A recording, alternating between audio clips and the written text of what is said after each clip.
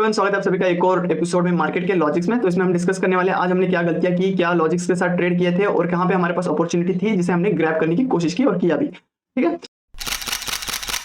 उससे पहले अगर हम देखेंगे मार्केट आज गैप डाउन ओपन हुआ। बैंक निफ्टी की आज एक्सपायरी थी जिसमें हमने ट्रेड भी जो प्लेस किया वो बैंक निफ्टी में थे। अगर हम कल की बात करें, कल मार्केट ने काफी अच्छी खासी रिकवरी दिखाई थी। अगर हम अर्ली चार्ट पे देखते हैं, राइट यार, एक कहीं ना कहीं हमारा मार्केट इस जो कल का जो दिन था उसके अंदर ट्रेड कर रहा था, जिसकी वजह से हमें डेली चार्ट पे क्या दिख रहा था, कहीं ना कहीं मार्केट एक इनसाइड कैंडल बना रहे हैं यहाँ पे। और इनसाइड कैंडल बनाने के बाद हमारे पास एक नजर में जो लेवल थी ये एक जोन था। ठीक है, ये एक जोन था और हमें ये पता था अगर ये जोन निकालेगा तो एक अच्छी खासी शॉर्ट कवरिंग ट्रिगर हो सकती है, जिसे हमने लास्ट में कैच भी किया। बट उससे पहले हमने कुछ गलतियां की। वो गलतियां क्या थी? स्टॉप लॉसेस मैनेज करने में हमने गलतियां की। That was this trade. यहाँ पे जब मार्केट आया तो कहीं ना कहीं एक वीक था। ठीक है, अब यहाँ तक अगर आप देखोगे तो कल की क्लोजिंग थी। क्लोजिंग कहाँ पे? कल का जो क्लोजिंग था ऑलमोस्ट वहीं पे, राइट, ऑलमोस्ट वहीं से हम चाह रहे थे एक स्विंग नीचे की तरफ, क्योंकि अब यहाँ से जो ऑलरेडी बैंक निफ्टी वीक था, गैप डाउन ओपन हुआ, तो कहीं ना कहीं पुल बैक लेके कल की क्लोजिंग से एक नीचे की तरफ आ सकता है, या फिर एटलीस्ट ये ट्रेंड लाइन जो है यहाँ तक टेस्ट करने आ सकता है, जो कि आया भी। लेकिन हमने जो ट्रेड कहीं ना कहीं हमारी मैनेज करने में गलती हुई। वो कैसे हुई?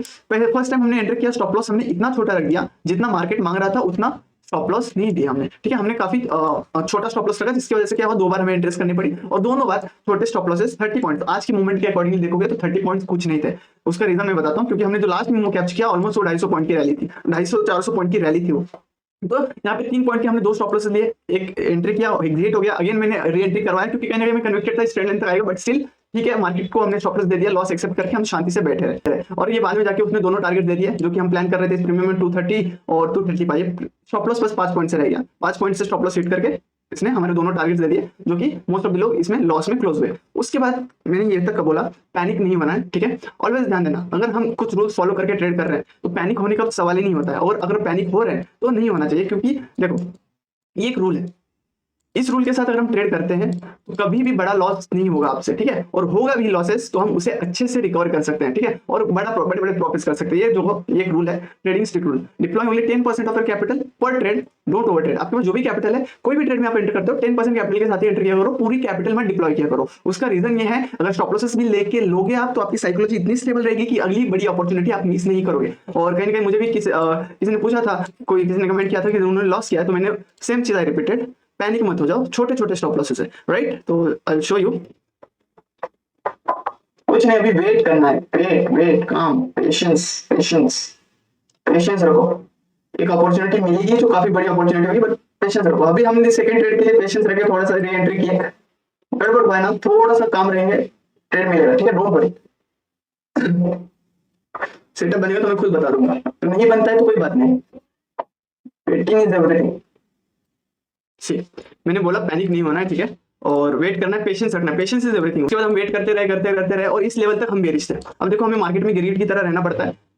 सेटअप के अकॉर्डिंगली हम अपने व्यूज चेंज करते हैं, व्यूज चेंज होते रहते हैं, समझा करो। ठीक है, क्योंकि सेटअप जो बोलेगा वही ट्रेड प्लेस करना है हमें। ऐसा नहीं है कि अगर मैं कॉल सोच के बैठा हूं तो मैं आगे जाके पुट नहीं ले सकता, और पुट सोच करके बैठा हूं तो आगे जाके कॉल नहीं ले सकता। ठीक है, सेटअप जो बोलेगा, जिस तरफ बेस्ट सेटअप बन सकता है उस तरफ हम व्यू रखते हैं। सिमिलरली यहाँ पे देखोगे तो हम यहाँ तक पुट प्लान थे, यहाँ पे भी एक सेटअप था, सेटअप का वेट करते ही रह गए, सेटअप मिला नहीं, और लास्ट में जो सेटअप बना वो जैकपॉट सेटअप था। यहाँ पे हमने पहले पुट साइड प्लान करने की कोशिश की थी, इस लेवल पे हम चाह रहे थे एक ब्रेकआउट हो, मार्केट एक लिक्विडिटी लेने के बाद नीचे की तरफ आया। ठीक है, इस ट्रेंड लाइन तक आया, जो कि हमें एंट्री दिए बगैर ही उस ट्रेंड लाइन तक आ गया। फिर हमने पुट साइड एंटर नहीं किया। ठीक है, पुट साइड इसलिए एंटर नहीं किया क्योंकि अब मार्केट यहाँ से विदाउट ब्रेकआउट देके आ रहा है, इसका मतलब मार्केट यहाँ पे स्टॉप लॉसेस बना के आ रहा है। ठीक है, स्टॉप लॉसेस बना के आ रहा है, इसका मतलब क्या, मार्केट यहाँ से इस ट्रेंड लाइन पे आके ट्रैप करके वापस ऊपर की तरफ इनके स्टॉप लॉस हंट करने जा सकता है। ये मैंने लाइव में बोला था, राइट। और देन व्हाट वी वेटेड, हमने इस ट्रेंड लाइन के ब्रेकडाउन पे एंटर नहीं किया था। उससे हर कोई जिस तरफ जा रहा है ना उस तरफ नहीं जाना चाहिए। अब यहाँ से अगर आप देखोगे तो मार्केट ने एक ट्रेंड लाइन को ब्रेक किया, और ब्रेक करने के बाद मार्केट कहीं ना कहीं नीचे जाने की कोशिश कर रहा था, लेकिन जा नहीं पा रहा था।